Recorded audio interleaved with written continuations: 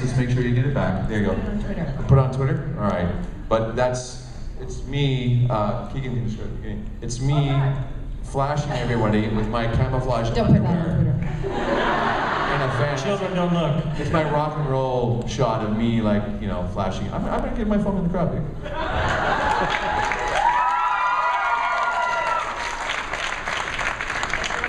Everybody said that the Once Upon a Time cast were not personable and fan-friendly. Oh, here, we'll take out the TV camera now. You got to watch out for those extra pictures, though.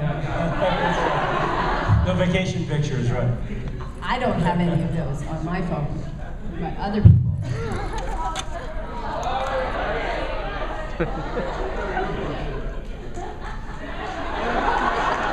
Didn't know what was going on.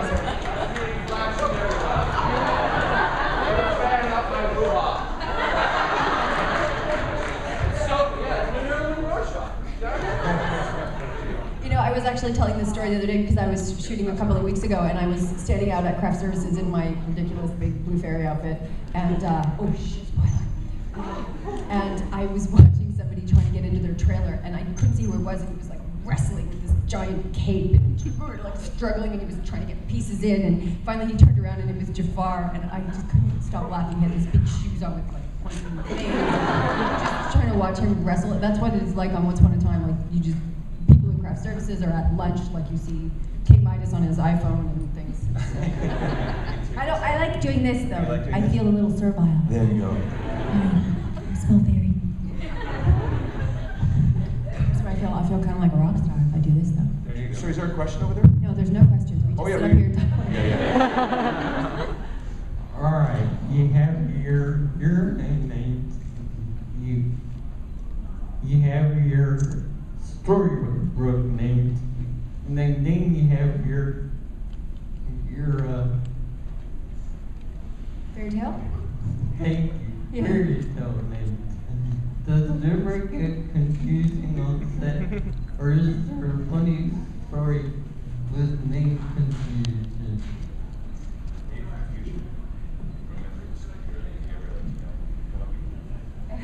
Do you get confused between your storybook names and your fairy tale names, and is that ever fun? I don't have too much of a problem with it because they're pretty different. And when I do Jiminy Cricket as a cricket, generally it's done in a computer lab. So it's the miracle of me coming into a dark room and basically looping it, which is sort of doing a voiceover for afterwards. So yeah, I mean, but the usually when you come in to do things in Fairy Tale Land, it's really, you know that's a Fairy Tale Land day because the costumes and the sets and the production is such that they will really give it to you. So even though in the show it kind of happens fast, when they do it, they really do it, and you know where you are. Thankfully. And I've always felt I was a king, so. There's no confusion one way or the other. People run in front of him and open doors all the time. Exactly. You're up.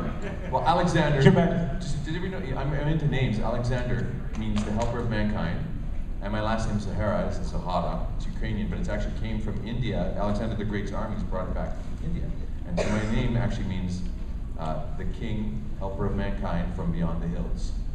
So there you go. Wow. I know. There'll be a test on this later. I hope you took it. I bet you didn't know that Keegan means beautiful, beautiful lady. We have some questions.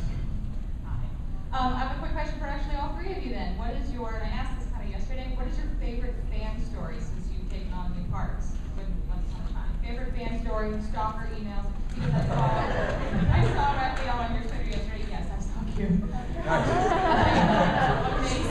She's the one. I saw that That's Alex. Batman, and I asked this to you guys to go further with it. What are you into? Obviously, I'm a Potter girl, but I'm also a one-ser. So what are you guys into? Oh, in terms of What's your nerd? what's our nerd? The shows we watch and stuff.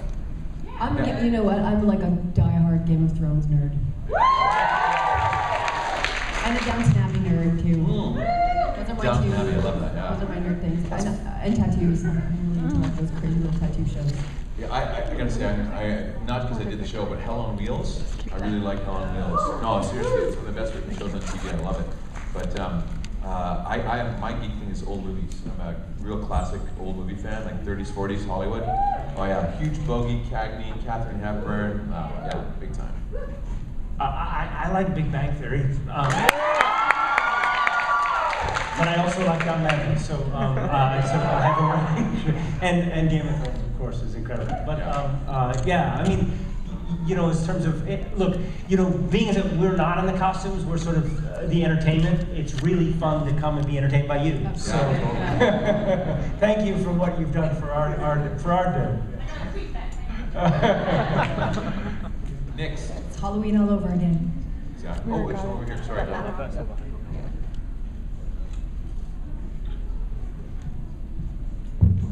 This question's for Keegan. How long does it take to get into your blue fairy costume? Oh goodness. In the beginning, it took close to an hour, and then Lauren kind of fell into she's our on-set costume, and she sort of fell into a rhythm, and it got easier. Now we're down to about 20 minutes to a half an hour. What happens if you have to go to the bathroom? Yeah, this is one of the problems with the blue fairy costume. I can't sit down, personal and question. I can't go pee. So you do it before you go, because it's a whole operation to get it off. It's not one of those things where you can just like kind of move things to the side. It's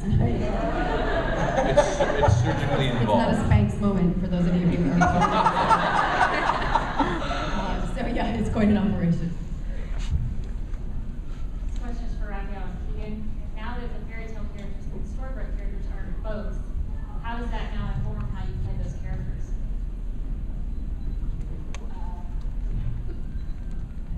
You know, it's interesting. There's a lot that we kind of, in that moment at the end of season 2, when we kind of had that sudden awareness, what was interesting.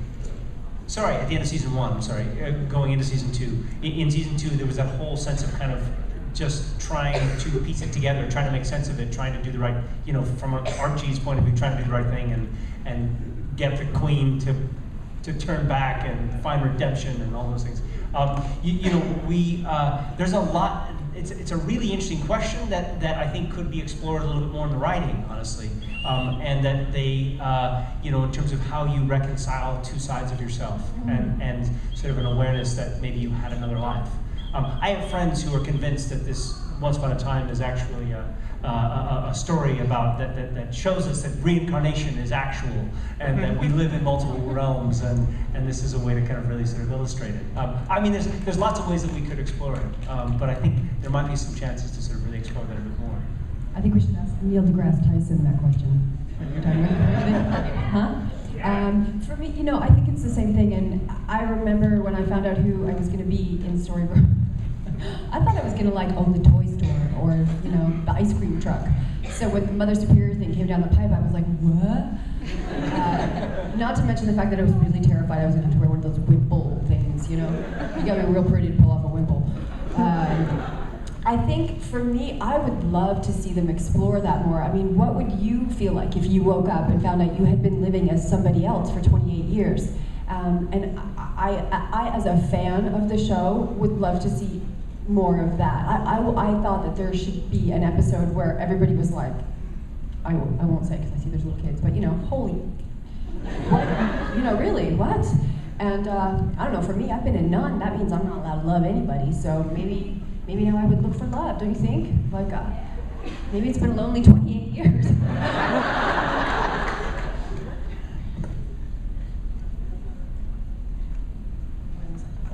This question is for all three of you. Did you guys grow up as gamers, Nintendo, Mario? Are you console or PC gamers today? I literally said this to a lady over here. I wrote, "Thanks for keeping us informed," because she's a computer technologist, from Alex the Luddite. I can, whoever's got my phone, there you go. I barely make that thing work. I can take pictures, I can make a couple calls. I never got into gaming too much. I gotta be frank, I was a bit of an outdoors kid, and I swam competitively and did stuff like that, and I lifeguarded for many years. I didn't actually start professionally acting until I was almost 30 years old. Wow. Yeah, because I ran swimming pools and did stuff like that, and I was in theater school until I was 28, 29-ish. Yeah, and so I'm 107, so you know. Not bad for 107. So, but no, I never really got into games too much. But I play games, you know. So I mean, we'll talk later. Sorry to disappoint. I was a huge Pac-Man player. Professional. I was doing a movie once in a hotel. We weren't allowed to go outside in the sun, and I went through so many rolls of quarters. That was fun. I've played. I've done a lot of voiceover work in games, and I've played in Mass Effect. I've played a bit of Mass Effect 1 and a bit of Mass Effect 3. A bit more of 1 than 3. It's an extraordinary universe and an extraordinary fandom, and I'm sort of grateful to be a part of that community because they're really powerful, passionate folks in terms of their how vocal they are and how strongly they feel about the game. I don't have a lot of time to play games, but I love making them. I will tell you that I did attempt to play World of Warcraft for about 10 minutes, and before I realized that I am one of those kind of people that gets completely sick from that visual, you know, I don't know what it is, the first-person game thing. So that was it for me with World of Warcraft. And to tag in with Raphael, I played Pac-Man, Frogger.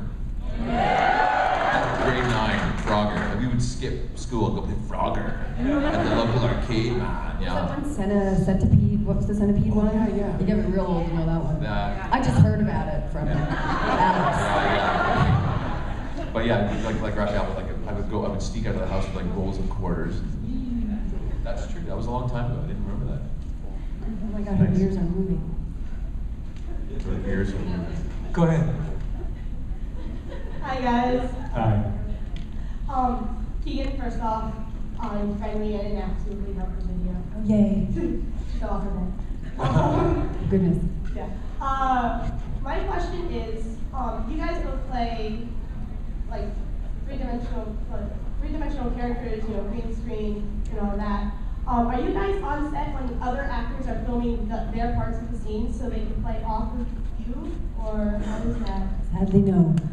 They did a bit in the second season let me come on the days when they were out there, so a lot of the Snow White, the little young Snow White stuff that I did, I got to be in the forest with her. And I mean, it helps both actors. Certainly, we are all professional, and I spend most of my time talking to pieces of tape. And I always say that for some reason they always make Raphael a water bottle. I think because he's little, I don't know. And I'm always way up in the air. So it's always better when you have a set of eyeballs to look into and a face that can react. But a lot of times, for me at least, green screen, it's just not possible. And so it's usually like a C-stand with a piece of tape on it. Hello. There's no whistle. Don't transform yet. And just so you know, then when you guys go King Midas thing, like when we're in the castle, right? You know, and I was in the castle a little bit. My daughters come here. I'm like, just tell me where the door is, because it's all green screen for me. Like there was nothing. The table was real, and the people, and that was pretty much it. You know, and the rest is all green screen. So yeah, you got to sort of make it up in your mind. You know. It's always great watching Lana when she's got to be the evil queen and she goes. She's like, did not look at, let me try again.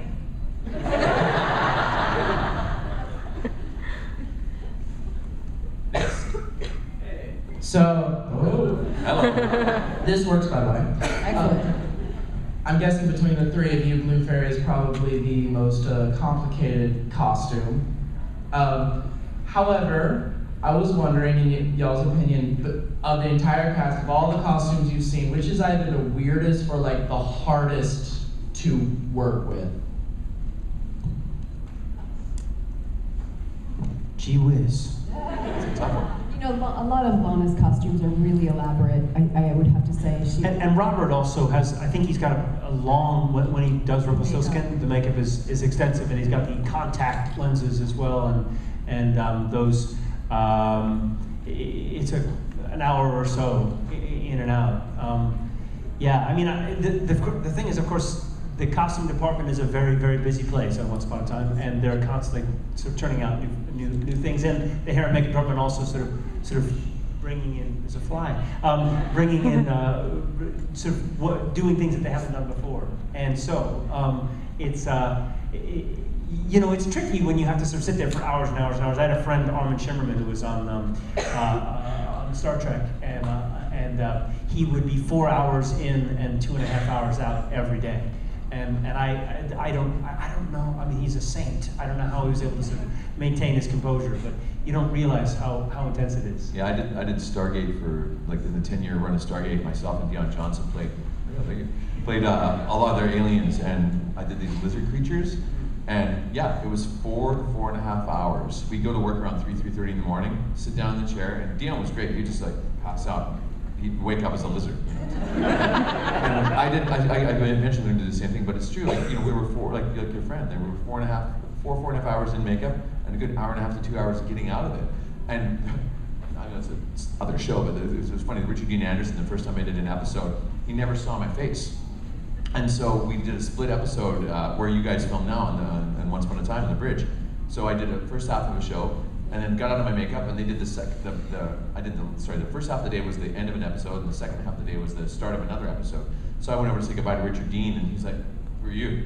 And I went, "Oh, just a sec." I just shut my eyes really got. "Oh, it's Alex." Oh, because you don't ever see my eyes, you know. So yeah, it can be tough. And there's a little mystery flying around here. It's actually a drone. It's a little spy. I have to just interrupt briefly. With this glowing lady over here, are you like a blue fairy? Oh, that's awesome. Wow, that's great effort. Okay, you stay after and let's get a picture.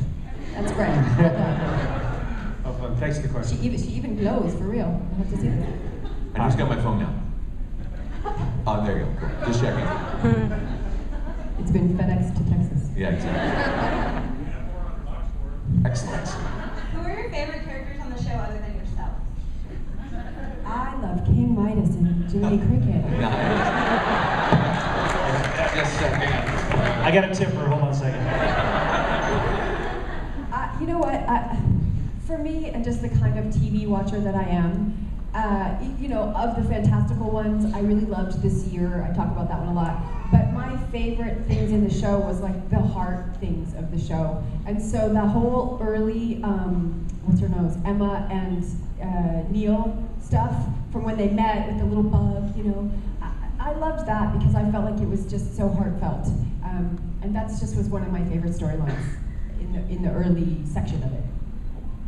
Yeah, I agree with that totally. Yeah. Just telling the real heartfelt stories. That's what got me. I'm a fan of the show too. I watch, but just telling when you watch a show and you actually like, oh, you know, you feel your heart go, and that's exactly what I felt with that. Yeah, remember that scene where they were back in Fairy Tale Land? It was Emma and Snow, and they were in that destroyed nursery, and they were looking at the crib, and I was like, oh my god. Like, that's what makes me watch this show. I don't know what makes you guys all watch the show, but those are the real moments. I mean, it's always fun to see the fantastical things and the trolls and Maleficent and everything else, but I think at the end of the day, if there's not a heart to your story, then people don't want to watch it. So. I love the Pinocchio story. And it's funny, you know, here's the thing, I know Pinocchio and Jiminy Cricket were never in a scene together, which is a funny thing, right? So I mean, I'm not just saying this for self-serving reasons. I mean, honestly, I really love the character. And Geppetto, who's Tony Amendola is an old friend of mine, but I love that father-son story. I thought it was really moving. So and Tony's so good with it. Tony's just great. Wonderful guy. Yeah, I mean, what they've done with this writing is they've taken characters that we know and we love and we have a relationship with, and then what they've built on them and given them these incredible stories, so that it feels like you've been given suddenly a whole bunch more information about a character you already knew. So it's a really clever device because you already have a relationship to this idea. It's going to be interesting to see what they do with Peter Pan, and it's going to be exciting to see kind of where this all goes. But as a device of storytelling, building on sort of the strength that you have, the long-term relationship is remarkable. And what I found sort of in terms of the audience is that my 8, now 9-year-old loves the show, and my 80-year-old mother also loves the show, so that the demographic is remarkable because these characters have really have such a strong audience. Also, just finally, is that it's incredible to me that the show travels so well. I get tweets from Croatia and Yugoslavia and Russia and France and Germany and Australia. So not a lot of American entertainment always travels well, and this is one show because of these fairy tales, and I think because of the heart that does. That's a very good answer. First of all, I want to say thank you guys for coming. It's awesome that you guys made it here, and I'm pretty sure I can speak for everybody in this room. We're glad that you guys came.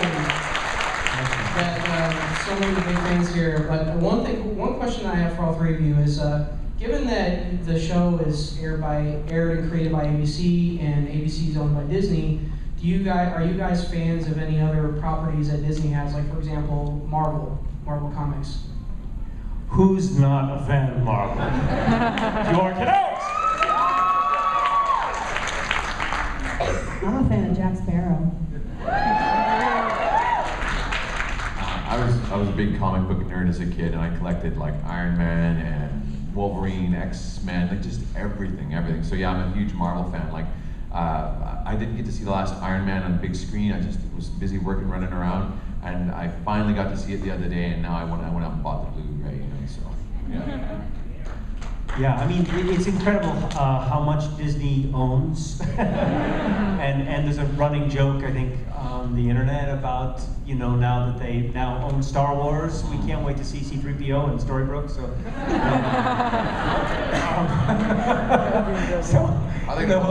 There's the opportunities for crossover, right?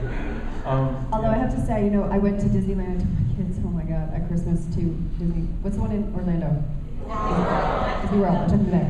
And, we could buy the tickets and the thing, it's like $10,000 to bring your kids there. And we're walking in the door, and I'm like, wait a minute. I'm like one of these. How come I had to pay $10,000 walking in the door? And I got home, and, after Christmas, and we were all saying, oh, how was your thing? And Lana was like, oh, we went to Disney World. And I said, I went to Disney World, it was so expensive. And she goes, no, didn't you do the tour, the whole thing? And I was like, no.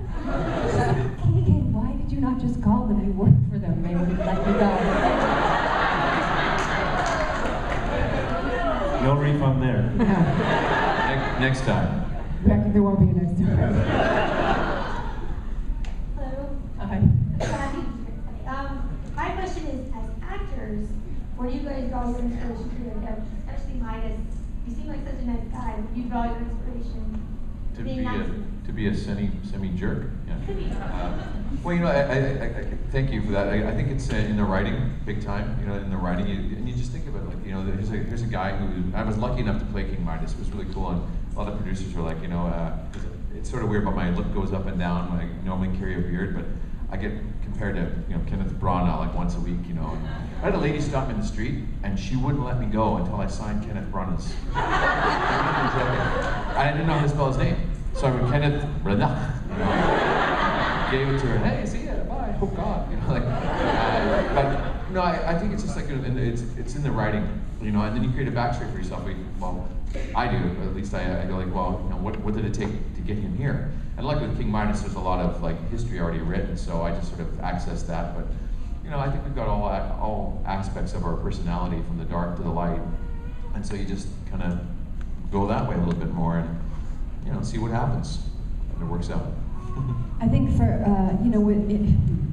with the whole Mother Superior thing, I think they very specifically made the fairies nuns. There was a reason why they did that, so that it gives you an indication of where you fit on the spectrum of good and evil, at least on the surface. I know there are a lot of people who think the blue fairy is like pulling the strings and she's evil, and there's lots. I think that's really interesting, and I hope they explore that, because it's way more fun to play evil people than it is to play good people.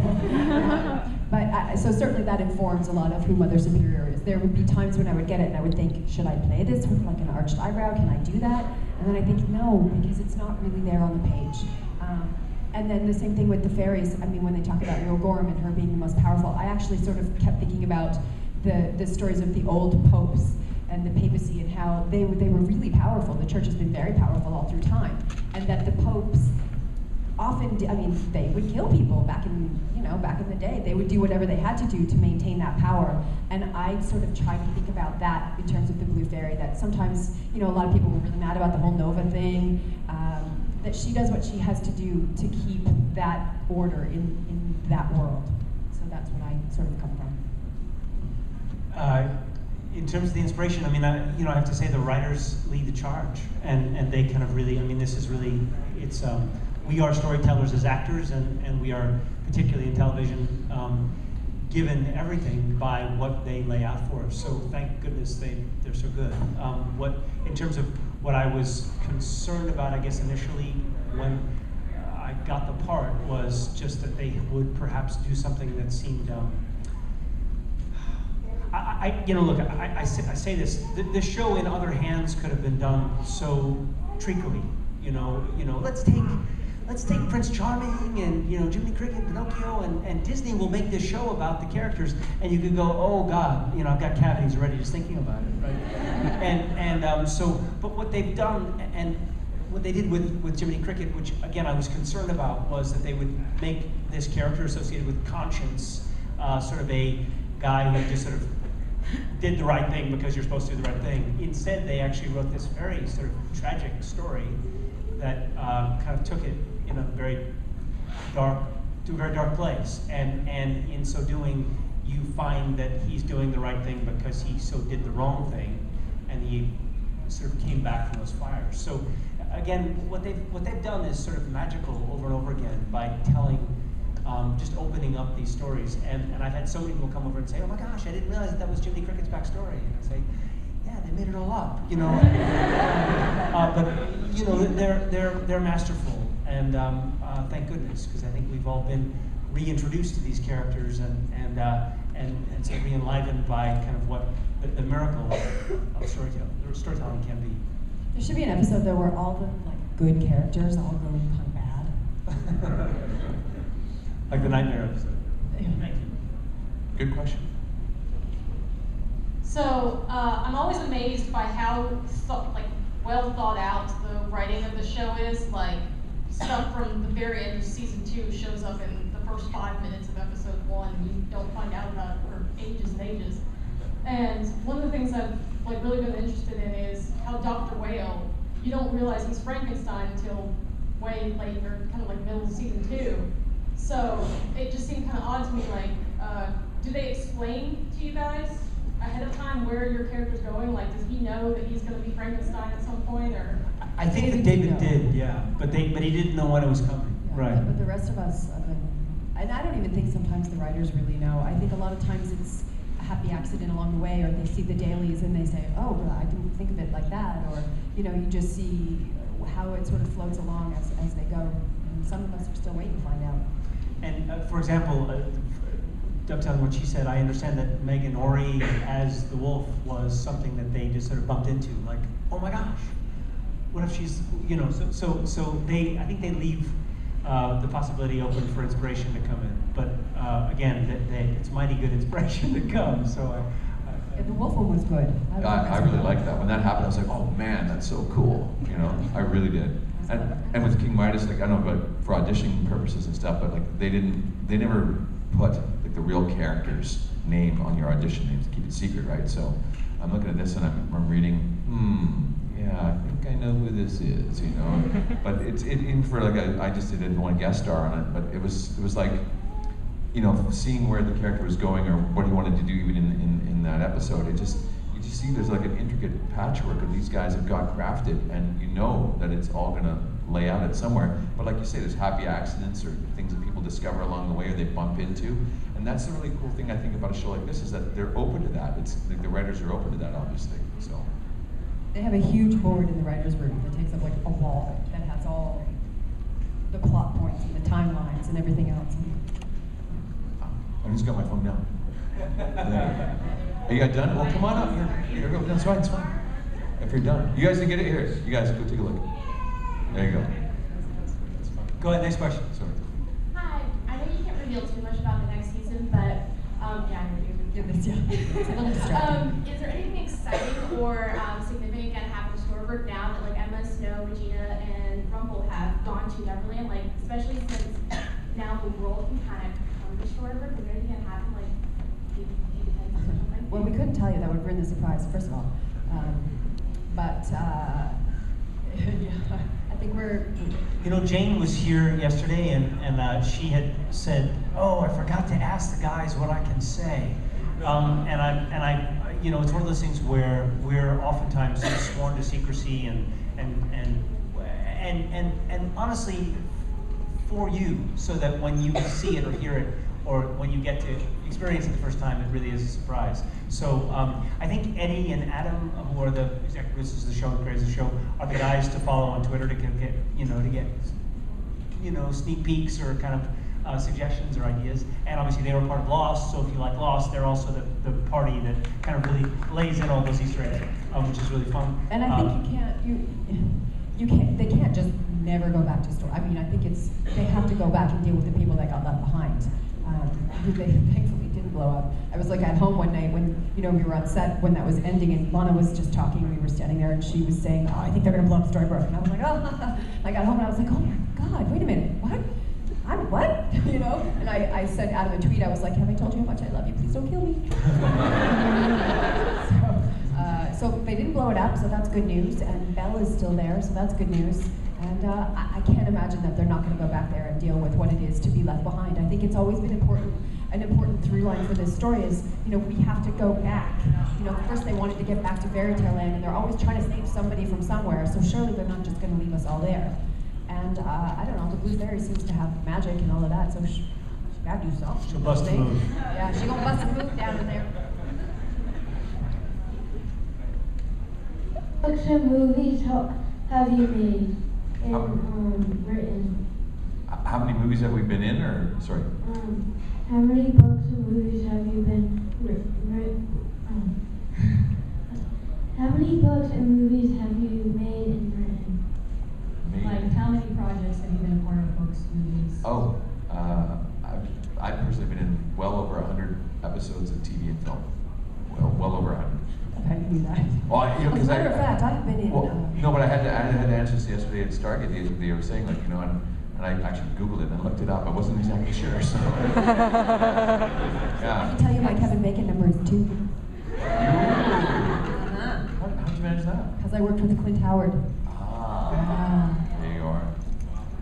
Kevin Bacon number, I can say that I was at their wedding, so how's that? So that's better.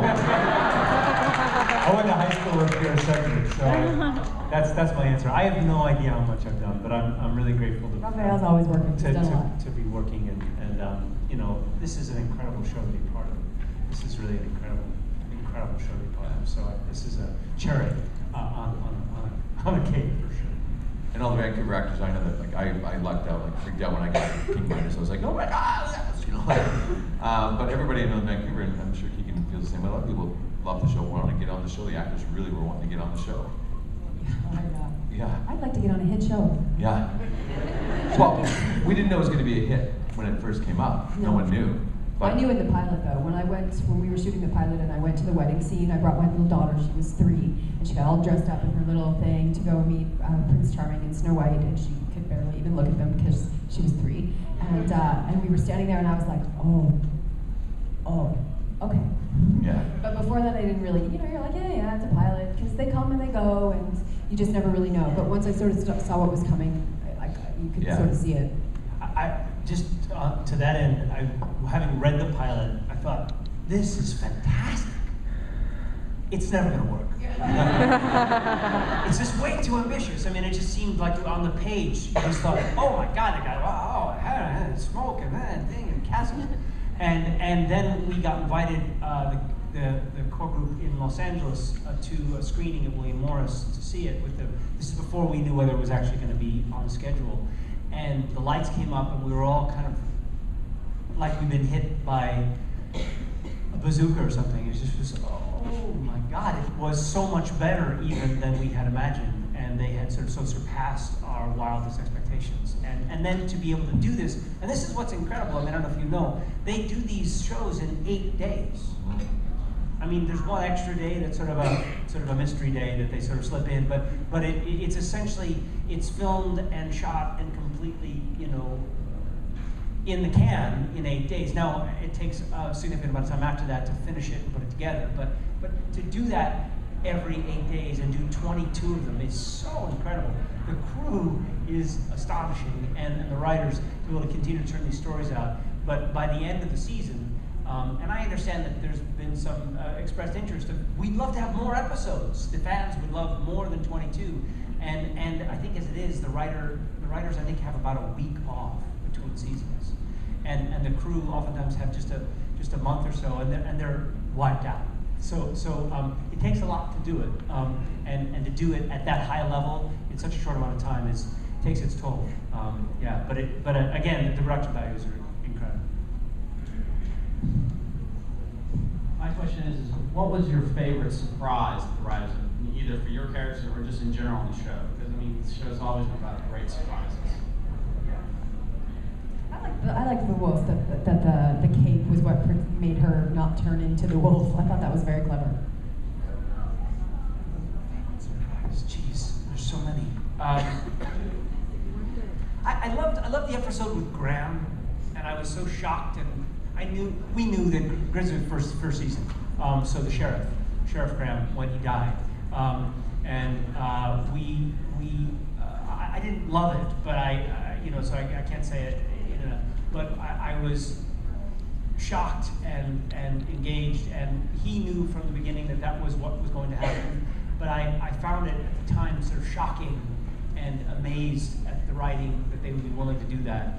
And then of course there was a huge outpouring of sort of sadness about what had happened to him. And what it did though is it sort of made the evil queen so much more evil by the fact that she had done that and gotten away with it and killed such a beloved character. So yeah, their willingness to keep telling these stories and go anywhere. I also love the Frankenstein episode. I know we talked about with David Anders, just that they went out from sort of classic fairy tales into great literature and began to do that. That was sort of exciting and interesting. They can kind of go anywhere, can't they? I mean, there's not really too many places they can't go with what they've set up. Star Wars. Star Wars. Maybe where they jump the shark, yes. Yeah. And I like the wolf thing as well. That was my favorite. I thought that was just so cool. Next. Is that you? Okay, I want to again just say thank you so much to all of you for being here. It means a lot to me, and I know just about everyone else in this room. The Once Upon a Time world was so huge. I know there's so many different characters and plots. A lot of them, you may be working with someone and you actually are never in a scene with them. So I was curious to know if you could put a bug in the writer's ear. Is there a certain storyline or maybe another actor that you would like to work with that you haven't had a chance to be in yet? I'm going to pick this up basically because we had this fantastic idea yesterday, and we have absolutely no say in this, just so you know. I mean, I am literally pitching this into the dark, but what Jane was sitting between the two of us yesterday, and we were talking about romantic possibilities, and an idea got formed between, this lady here to my right. So there's all sorts of fun things. I mean, what I do know is that the writers do read what you guys post, and they do read, I'd love so-and-so, or I'd love something to happen, and I think that they're always looking for new ideas. I know that they've been very focused on adding new characters, and a lot of new characters, and that some of the folks from Storybrooke, obviously the core group of which obviously Keegan and I are part of that, are sort of in an alternate reality, waiting to come back. And but what I always encourage people to do who have great ideas is, write it in, tweet it in, or Facebook it in, so they'll get to see it. I know that they read. Well, I for one am a blue hooker. I think another superior would go for a bad boy. Huh? Don't you think? Yeah. Is this thing even working? Yeah. Just checking. King Midas, well, he'd like to, kiss somebody or touch somebody without turning him to gold. So he's been a little lonely. Hi. I was wondering if you could see any one thing happen to your character, anything at all. What would you like that to be? To become a series regular. And have a free trip to Disneyland. Yeah. I want to go to Disneyland for free. Come back. There you go. Did you say say else? You know what? I would like to find out what the deal is with Rule Gorm. I would like to know how the fairies became fairies, and like, irrespective of me as the fairy, I think it's an interesting thing that a lot of people want to know how the fairies came about. How did they get power? How do they have that relationship with the dwarves and the whole thing? I would love to see that. Again, for some of you who were here yesterday, you know, I would love to, I'm repeating some of this, but I would love to sort of see what Archie's life is outside of the office. I'd love to know a little bit more about Pongo. I'd love to know if there's a romantic, you know, person in his life, whether even if it's a ship in Pongo's life? Yeah, in Pongo's life. I'm very concerned about Pongo's love life.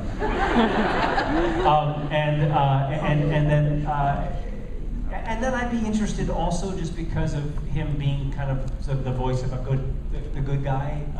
I'd be so interested if there was a crisis of conscience for Archie, where he would have to sort of fight through something, whether he went rogue. Go hang out with Lacey. That'll happen.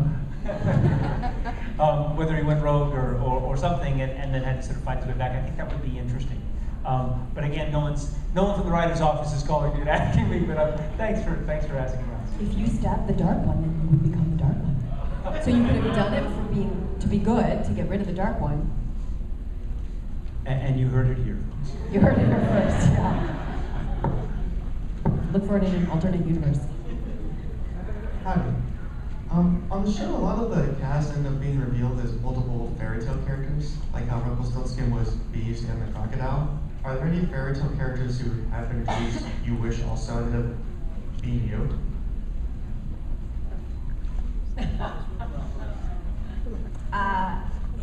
This is entirely just, has nothing to do with anything, but I was like, wouldn't it be cool if the blue fairy turned out to be Tinkerbell? And I'm not the only person that has ever floated that, so that's not new.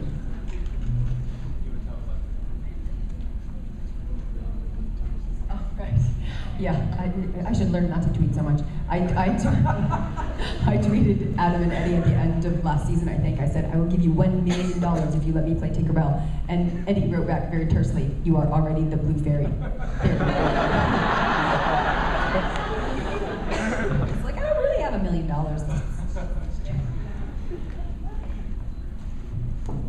I'm going to leave that for her. I'm going to leave it there. Thank you. I'll be looking for a new show. It's nice to see all of you. Thank you for coming. We talked earlier about having the heart of the problem in the heart, and one of the storylines, you died, we thought anyway. But I wondered about the relationship with Henry and the characters and how he is. I don't know his real name, but how he is to actually work with. His name is Jared, and he's great. You know, he was on Mad Men before he came on the show, and you never necessarily know. Sometimes young actors, and I was a young actor. I started at 4, so but having encountered them as an adult, sometimes they can be annoying. I don't know, precocious in an annoying way, to be frank. And he's not. He's just a really dear kid, and he just loves to hang out. And, you know, I give him piggyback rides. When I'm in Vancouver, I miss my kids a lot, so I get to hang out with him, and he's such a sweetheart. We went to Disneyland together with my kids. Did you pay? You got the tour? No comment. Take the fifth. And basically, you know, he's a really sensitive, dear kid, which is what you get from him on camera. And there's sort of a protective feeling about him as well for all of us. I mean, Ginny and Josh and Jennifer, all of us, and Lana. You know, we care about him. He's the sort of the young one, and we all sort of look out for him. So he's really a sweetheart. And you remember when Henry died, and we were all standing in that room all that day. Every time that he kind of woke up and said, "I love you too," it was like, sweet. Oh, you know, you were like. Yeah, he's a great kid. It made me cry. I'm a big baby on the softie, and when that happened, I was just like home going, seriously, yeah. My mom called me. She's like, "Oh my God, he's not really dead, is he?" I said, "Mom, just watch the rest of the episode."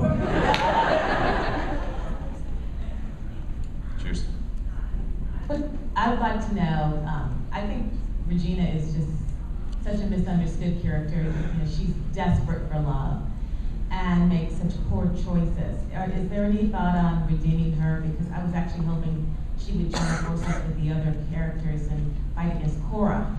And now that Cora's dead, that's not going to happen. But I really want her to go truly into the good fold. Oh, see, that would be so boring.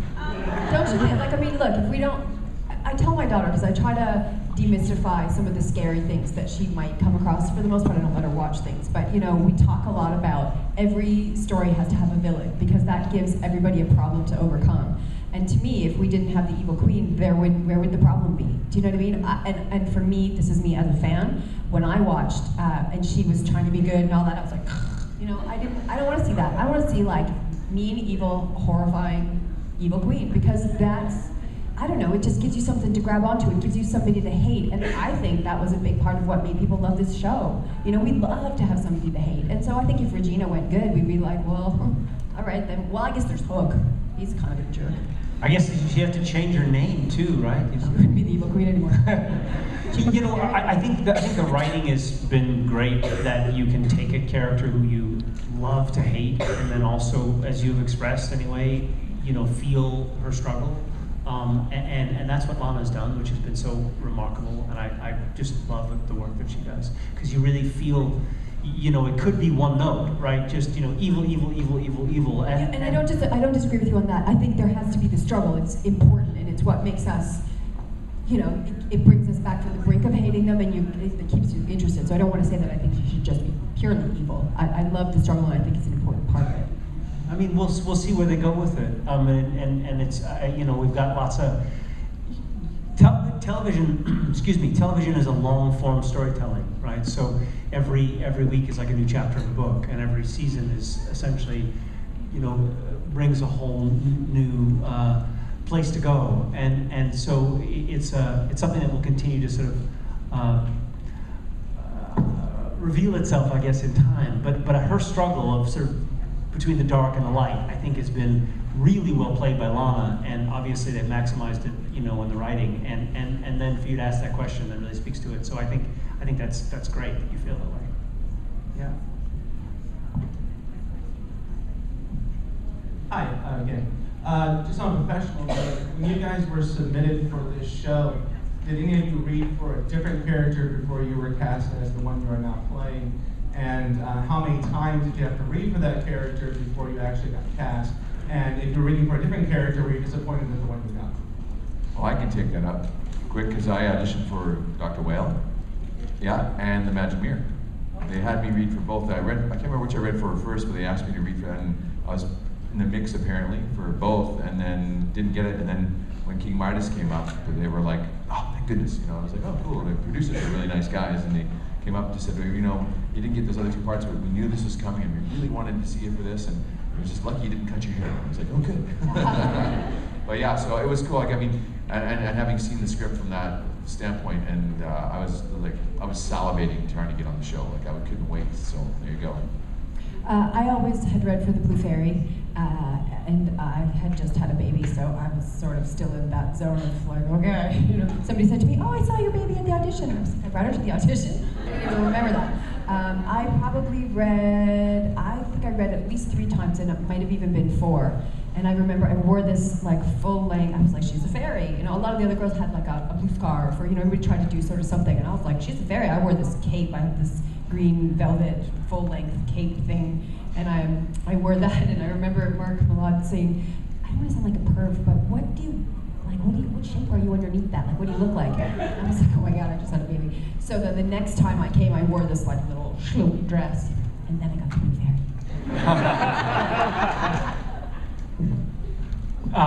You know, I auditioned for Jiminy Cricket, and it was one of those things where I didn't know. The question I had was, do they want a voice match? I mean, did they want something? And they said, no. They want it real. And again, I think that's sort of been the hallmark of the show, is that they've really tried to kind of create something that's real. And I've had friends who've been auditioning for the show. They said, well, you know, what do I? And I said, invariably, always, I just sort of encourage them to sort of go back to something that's real, because that's where we get that human connection, right, with the characters. I auditioned for it. I walked out, excuse me, and then they chased me down and brought me back, and I did it again. It was a scene between Henry and I in the pilot. They had told me afterwards that they had seen a lot of guys for it, and they couldn't quite. Apparently, some people, you know, it's that loving relationship between a therapist and the boy, and I guess in some people's hands it had gotten a little creepy. So I'm a dad, so I had full access to that, you know, relationship, and I anyway, it just sort of came my way very quickly. So yeah, I'm very grateful. We only have time for one more question. Exactly how much direction does Disney have in the making of Once Upon a Time? I have no idea, but I can only imagine it's a lot. Because you're dealing with these characters that are owned by them, and not the least of which they're still, you know, making money from them. I mean, if you go to Disneyland now, you can buy shirts and hats and mugs and things that have all of these characters. They're you know, hugely proprietary about these characters. So the fact that they would be open to doing a show where they could take these, you know, characters, dust them off, bring them back, bring them into the Back to the Future, as it were, and do something with them is fantastic. I'm certain that Adam and Eddie, although I've never been a part of them and I haven't been told directly, but I would certain that they have huge meetings with Disney. Disney is gigantic and would have a lot of say about probably certain directions of things. But what that is or what those discussions are, I'm not sure. They pay the bills. Do we have time for Ariel's question? Yell it out.